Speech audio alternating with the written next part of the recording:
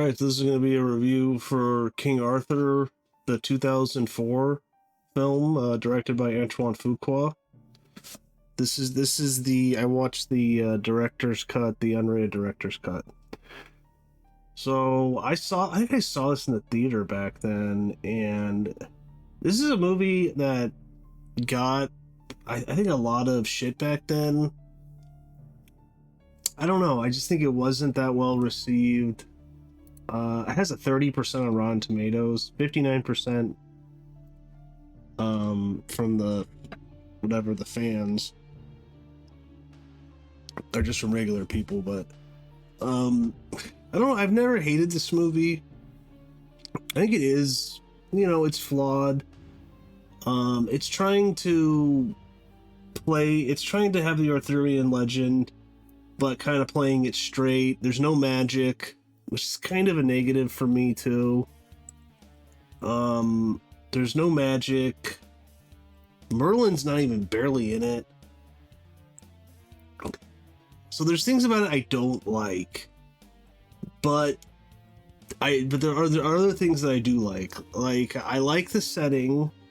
I like that they're the Roman Empire, and it's right when they're leaving Britain. I think that's an interesting idea.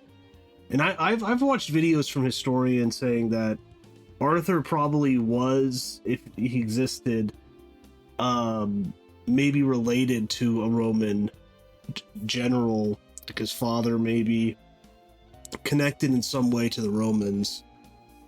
So it's kind of an interesting idea. It takes place in the 5th century AD. The declining Roman Empire is withdrawing from Britannia, where the native Woads, led by Merlin, are attacking him. And yet they call them the Woads, but then on Wikipedia it just says that they're the Picts, and that's pretty much what they are.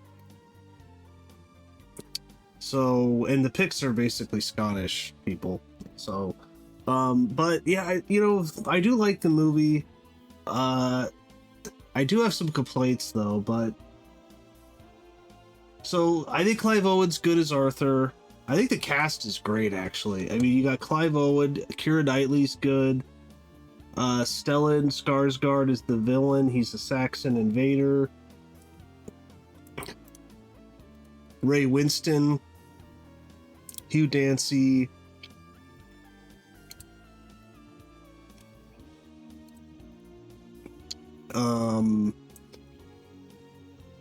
let's see, Joel Edgerton, a young Joel Edgerton is Gawain. Ian Grufford is Lancelot. Hugh Dancy is Galahad. And then Keira Knightley is Guinevere. Clive Owen is Arthur. And then Ray Stevens is also a knight with him, and so is Mads Mikkelsen also. So a great cast. It's a beautiful looking movie. It's shot beautifully. It's the same guy who shot Black Hawk Down and a bunch of other movies. So it's got a great look to it. I think it's well directed also. But so I like all that. I like the setting. I like the Saxon invasion. And kind of the Picts, or the Woads, as they call them. I don't know why they call them that. Why not just call them Picts? But, okay. Maybe it's like a colloquial, derogatory term or something. But, they're kind of in the middle of the Saxons up north are invading. They're in the middle. Clive Owen is a little bit south, right, right below Hadrian's Wall. So the movie opens up, they're escorting a caravan, and they get attacked by Merlin and the I'm just gonna call them the Picts. The Picts, because they even wear like blue, coloring and stuff like the Picts used to. But and Merlin's in the woods. He sends his men out, but they get their ass handed to him by Arthur and his knights, who are total badasses. And that's probably why I do like the movie, because I think that it's a great cast. So they fight him off. And then they go back to, and they've had some fights before, and then they go back to then they retreat the Picts, and this is like their final day serving the Roman Empire. They're basically on contract for like 15 years, and then they're free men. And another weird thing the movie does is they're Samaritans, and they're from the east, like near the Black Sea, and the Roman Empire made an agreement with their people that they could take their young men and take them to Britain for 15 years, 15-year plus, because he's like, it's like, how long is this going to be? And he's like 15 years, but that doesn't count our travel to Britain. So really it's like 16 years or whatever. And they go there, and they're all Samaritan except Clive Owen, who later on you find out he's Pictish or Pict. So he's a native of Britain. Maybe he's half Roman, half Pict. So I don't know. It just is kind of an odd thing.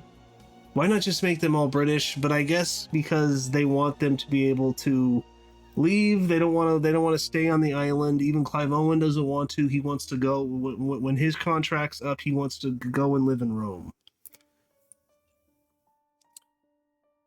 So I found that a little strange, but I guess they did that so they kind of don't really like the place, and by the end they're kind of like, okay, we're gonna fight for this place. So I guess it's like an arc. This movie has a number of speeches about freedom, and it's just like, what is this, Braveheart? So that's a little off, I think. And like, he keeps talking to his men about freedom and you'll be free. He's very egalitarian, which I don't think would fit the time, but okay. So there's a little bit of that. It kept reminding me of Braveheart. I don't know, but anyways, and this is all spoilers. So this movie's been out for 20 years.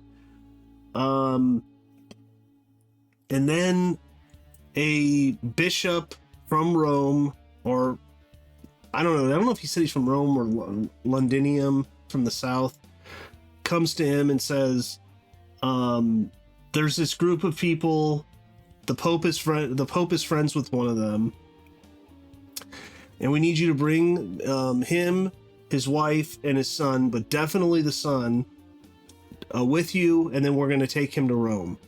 Because he may be a future pope. The pope really likes this group of people. And I was also thinking, did they call the pope then, or was he just the bishop of Rome? So I don't know. I don't know if that's like all historically accurate, but anyways, and it's north of the wall. So they have to go and get him. And they're very angry because this is their last day, and basically Rome has broken their word.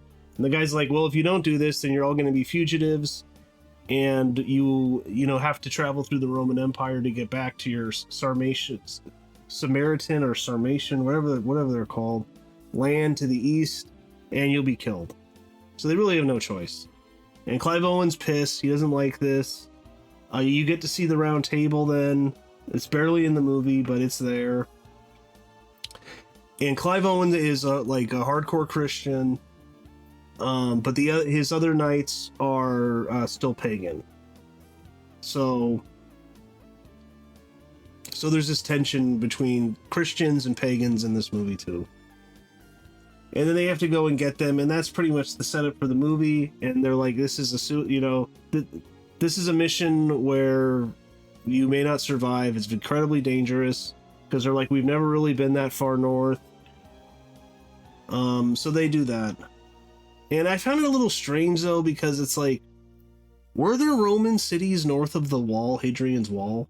Because this is like a Roman city they go to, and these are like, they're dressed like Romans.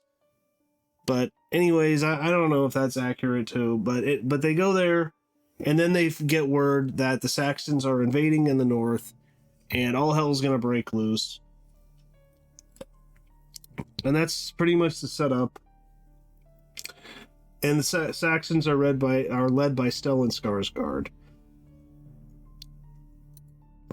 So, things I did like in the movie. I think the first half is pretty good, and especially when they get to the city, it gets kind of interesting because then they have to go east through the mountains, and I really like the way it's shot.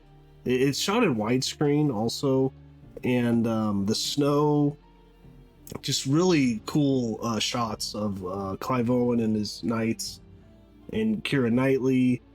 And then they go onto this frozen lake that's about to break through. That battle seems pretty cool because they end up one of the knights ends up running and breaking the ice, and he gets killed. That was I think that was Ray Stevens. Yeah, Dagonet. So all that's pretty good. And then the second half's okay too, but maybe not as good, because then they get back to the fort at Hadrian's Wall, and then they're basically attacked by Skarsgård. And then they make a deal with Merlin, because Merlin's like, well, we're in the middle, so we'll help you, even though we've been fighting you. We'll help you. And he uses them and Keira Knightley, who's also a Pict, also, because he finds her at that city, and he saves her. And then her and Arthur end up getting together, and there's some flirtation between Keira Knightley and Lancelot, just like in the classic story. So, like, you know, like the skeleton bare bones of the Arthurian legend is there. Arthur has Excalibur, but it's just a sword, though. Like, that's the thing that's missing in this movie. Especially with the sword Excalibur, what I would have done is, and Merlin says to him, oh, that sword you're wielding, that sword was made by British iron, and it's a great sword, but I would have hinted to that it's magical. And I think they could have done that and still kept it trying to be kind of realistic. I think that would have added a lot to it. Because, like, in the end battle, when he's fighting Skarsgård, like, I would have had Skarsgård put up his sword, and then Clive Owen, like, break through a Skarsgård sword, and maybe it starts glowing or something. And then he could have, like, looked at the sword and been like, whoa, like, you know, this is more than I thought. So I think there could have been a little bit more to that. Because I'm a big fan of the Arthurian legend, but I will give the people who made this movie that they tried to do something different. It had a budget of $120 million. I think the movie looks great. It's shot beautifully. Like I said, great cast. There's a lot of good things in it. I definitely recommend anyone who's a fantasy fan or, you know, a fan of this time period in the Arthurian legend to check it out. But I definitely have some complaints, and like Merlin also, he's barely in the movie. He's like, he looks like a bum, kind of, but I guess, you know, they're the Picts and they live in the woods and everything. But there's no magic. There's no hint at magic. Like, you could just hint at it, you know? Just hint at it a little bit. But there's like really none of that, and Merlin's barely in it, you know? Even in the last battle, I don't even remember him really fighting much. Like, Keira Knightley kind of took over for the Picts then, but yeah. So, but I mean, you know, Keira Knightley's good. It's a little bit of, you know, she's a badass kind of girl boss, but it's not like they would do now, like where she would probably be the star. Clive Owen would have been sidelined. Arthur would have been sidelined a little bit. You know, it's just she's a really good archer. In the last battle, she's actually fighting with the Picts, and there's some other women there too, because they're outnumbered. You know, they need every single person they can get. So I didn't think it was ridiculous or anything. In fact, they're at the end, like their plan's pretty cool actually, because they lay a bunch of like tar that is flammable. A little bit like the ending of The Last Samurai, actually. But they actually win.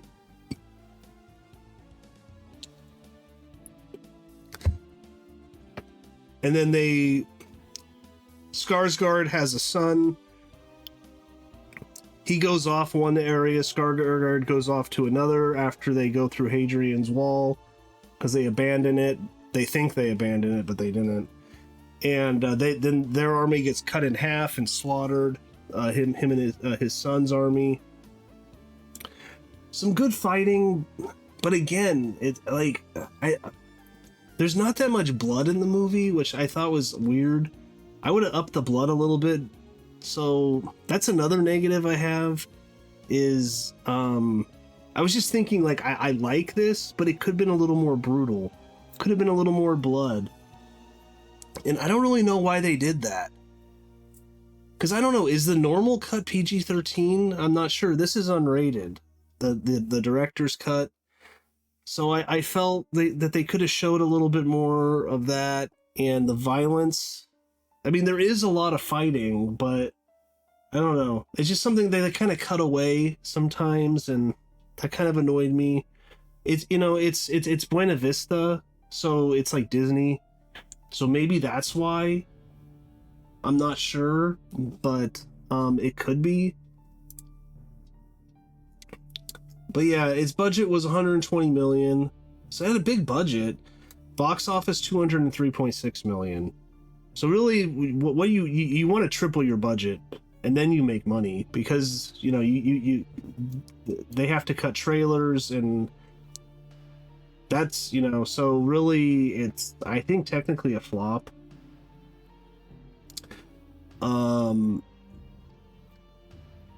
But yeah, that's kind of my positive and negatives. The music's done by Hans Zimmer. It's Hans Zimmer. He does a pretty good job, but he's kind of repeating some of his stuff that he's done, like in Gladiator.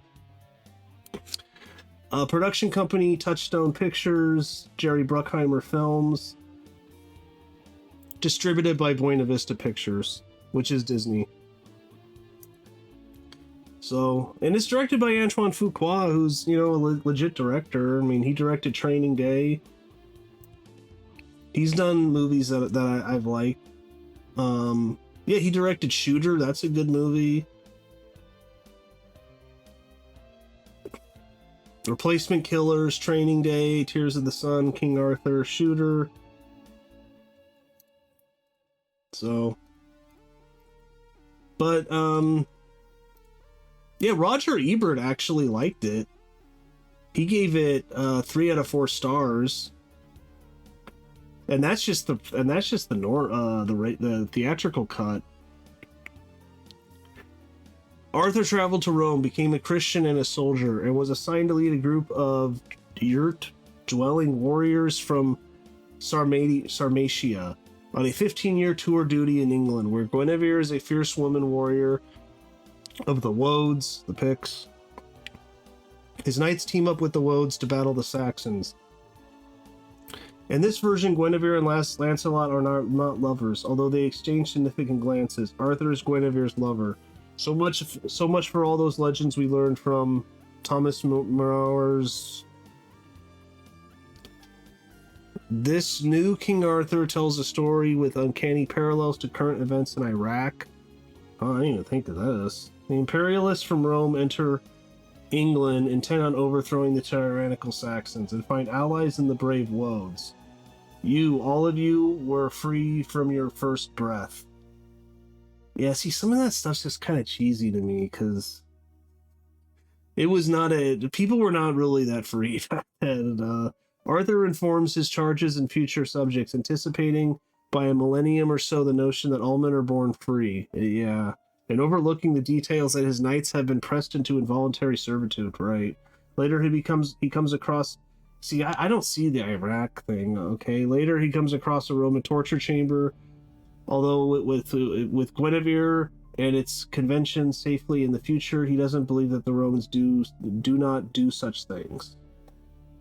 So is that supposed to be like that thing in Iraq? In that one prison? I don't know. The movie is darker, and I really did not think of Iraq at all in this. Because, I mean, the Romans were in Britain, and they were there for like hundreds of years. You know, London was a Roman town, Londinium. The movie is darker and weather chillier than usual in Arthurian movies. Yeah, I liked that. It's beautifully shot. There is a round table, but the knights scarcely find time to sit down at it. Guinevere is not a damsel in potential distress, but seems to have cloned the Bridget Nielsen in Red Sonja. And everybody speaks idiomatic English, even the knights, who as native of Sarmatia might be expected to converse in an earlier version of Uzbek. And the Wodes, whose accent gets a free pass, because not even the Oxford English Dictionary has heard of a Wode. To the line, last night was a mistake in Troy. We can now add in our anthology an unlikely statement in history. Lancelot, Lion, and Guinevere as 7 warriors prepare to do battle on a frozen lake with hundreds, if not thousands, of Saxons. There are a lot of lonely men over there. Yeah, this part's kind of funny. Her reply, I will not let them R-word you. That's, yeah. Also seems somewhat non-historical. Yeah, but it was a funny one. It was a funny part of the movie. Despite these objections, King Arthur is not a bad movie. Although it could have been better. It is flat out silly like Troy. Its actors look at home. Troy's an interesting thing to bring up. Yeah. A little bit like Troy. I'd say I like this more than Troy though. But maybe I just like the Arthur more. But its actors looked at home as their characters, and director Antoine Fuqua curtails the use of computer effects in the battle scene, which involve both the real people. It's true. Even the fortress and Hadrian's Wall, like a lot, like they're showing big shots of it and people walking on the fortress and on the wall, and I'm like, man, did they build that? Because Hadrian's Wall's like, it's a ruin, you know? I mean, I was like, wow, did they actually build a lot of this? I mean, it's a pretty big budget for the time, 120 million, so...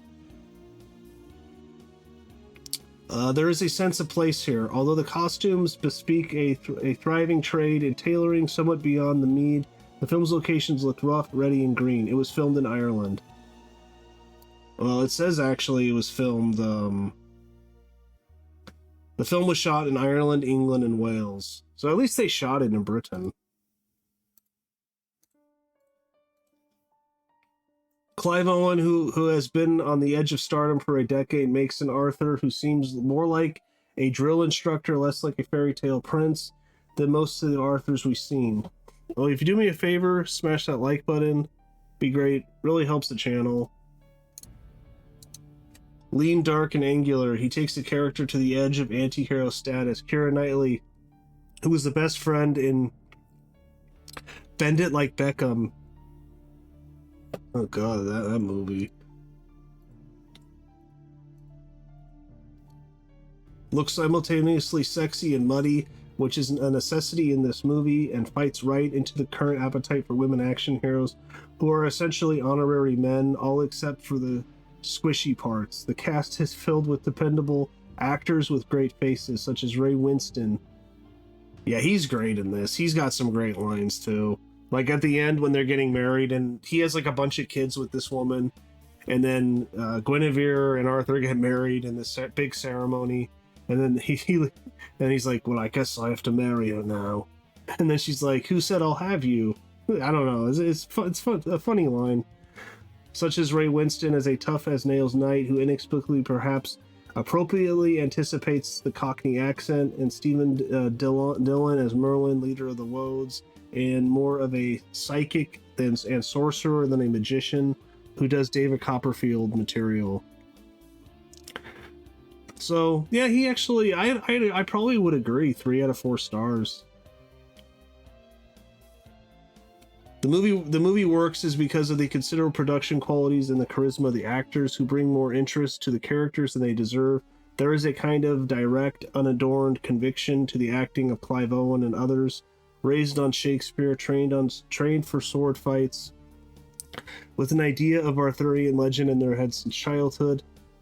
They don't seem out of place of time and place like the cast of Troy. They get on with it. Yeah, I agree with that.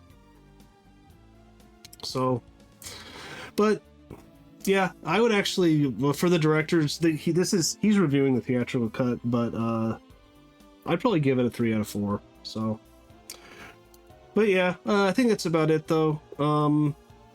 I kind of wanted a little bit more classic magic, just a little bit of magic, but there is none. But overall, I like the movie. So, but I'll see you next time.